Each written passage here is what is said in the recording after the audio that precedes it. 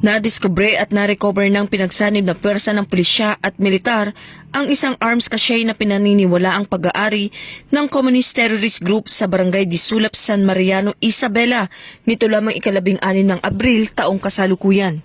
Isinagawa ang operasyon sa tulong ng impormasyon mula sa isang dating rebelde na nagbigay ng mahalagang detalye sa lokasyon ng mga nakatagong armas. Agad na kumilos ang 4th Platoon 1st Isabela Provincial Mobile Force Company, katuwang ang iba pang unit ng pulisya at militar.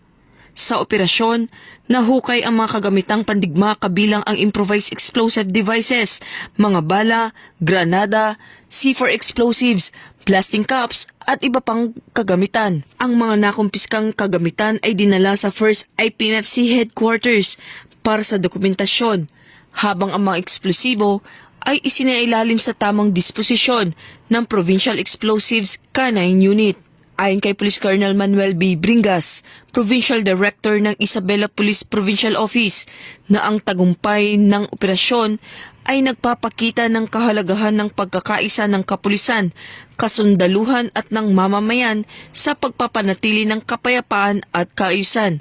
Patuloy namang hinihikayat ang publiko na makipagtulungan at magbigay ng impormasyon upang tuluyang mapigilan ang banta ng terorismo at mapanatili ang seguridad sa buong lalawigan ng Isabela.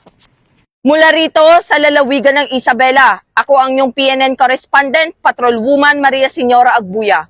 Bagong PNP para sa bagong Pilipinas na may serbisyong mabilis, tapat at nararamdaman.